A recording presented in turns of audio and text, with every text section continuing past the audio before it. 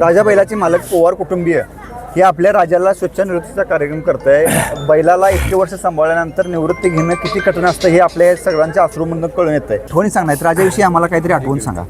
मी अशोक पवार यांनी ह्या नावानं भरपूर बैल पळली, पण राजा आल्यानंतर टॉपला नाव फक्त राजानं माझं ठेवलं. अशोक पवार म्हणजे पहिल्या नंबरचं नाव राजामुळे झालं. आणि जशी मी फौजीला माती दिली त्यावेळी 500-600 पोरं आलेली. आता सुद्धा मी तेच करणार आहे. राजा बैलाचा जसा मी नोर करायला लागलो आहे समारंभ, एवढा मोठा कमी जास्त काय होईल पण करू नका.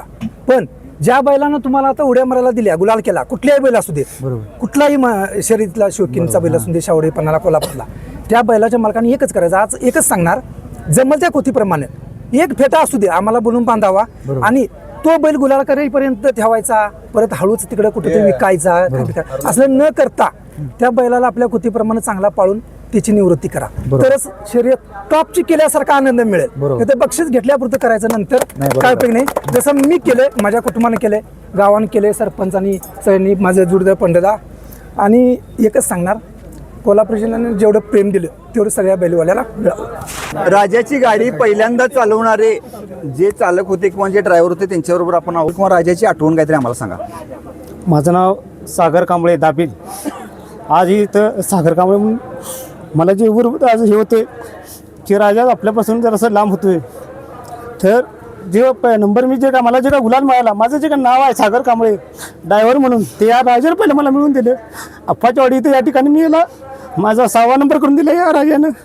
माझ्या बैलाला तरुणपणापासून, आपल्या लहानपणापासून ज्यानं हाताळलं तो अरुण, ज्यानं प्रत्येक ट्रॅकवर राजाला घेऊन जाणे किंवा घेऊन येणे, त्याच्याविषयी अरुण आम्हाला राजाविषयी त्याच्या आठवणी किंवा तू राजाला कसा मिस करशील हे जरा सांग.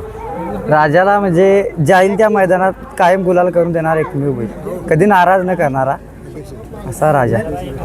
कधी आम्हाला मारलं नाही, काय नाही, शाण्यासारखा वागला कायम सतत. आज राजा निवृत्त होतोय, काय काय आठवण जातील तुला? त्याच्याकडे बोलण्यासारखंच काही शब्दच राहिले नाही. राजा बैलाला वस्तादांचा वस्ताद नाव देणारे अध्यक्ष दिगंबर गुरव आणि राजू देसाई आणि किरण आप्पा, त्यामुळे त्याचं वस्तादांचा वस्ताद नाव पडलेले कायम राहणार. राजा बैलाला तुम्ही चिखली कुठेला असू देत किंवा ट्रॅकवर हाताळलं, सगळ्या बैलांच्या पेक्षा सगळ्यात वेगळं वैशिष्ट्य काय वाटलं? राजा सांगायचं म्हटलं तर राजा राजाच आहे. खरं सांगायचं म्हटलं तर ज्यावेळी एखादं मैदान अडचणीत असत त्यावेळी राजा हा 100% पहिला नंबर करणारीची आम्हाला गॅरंटी असायची. कारण का जेवढं मैदान वाईट तेवढं राजाला स्पीड अति असायचं. मानेवाडीला तर राजा आम्ही घेऊन गेलो होतो. सगळ्यांना म्हणजे चांगल्या चांगल्या फॉर्मच्या जोड्या होत्या, 9 तालुक्यातील जोड्या होत्या. आणि राजा आणि फौजी घरची जोडणं अशोकदांची होती. आणि त्या दिवशी किरण दादा आणि आम्ही सगळेजण गेलो होतो. तर त्या दिवशी बैलानं राजानं प्रथम क्रमांक केला आणि 5 फुटाची शिल्ड त्यानं घेतली. तिथं कुणाच्या डोक्यात सुद्धा विषय नव्हता की आज राजा इथं पहिला नंबर करेल.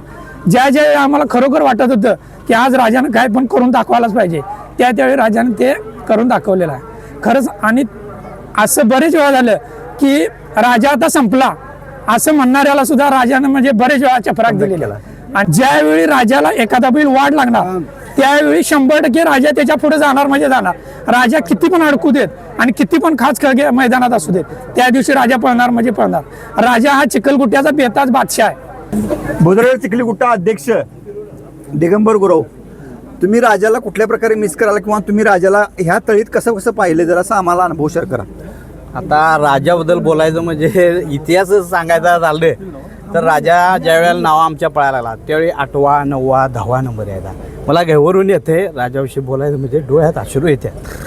पण ज्यावेळी 8वा 9वा 10वा नंबर यायचा त्यावेळी अशोकदा आमचा म्हणायचा नंबर आला आता काय गप जायचं. पण मी कधी गप जाऊ दिलं नाही राजाला.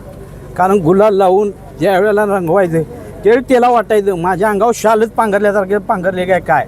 आणि राजाविषयी मला बोलावं असं का वाटायला लागलं आहे, कारण ज्या वेळेला राजा मैदानात येत होता त्यावेळी आम्ही त्याला सजवा म्हणून सांगायचं अशोक. आणि ज्यावेळी मानेवाडीला गेला त्यावेळी 1 नंबर आला. किरणनं मला सांगितले मी 5,000ची माळ स्टँडवर लावून त्याचा उत्सव साजरा केला.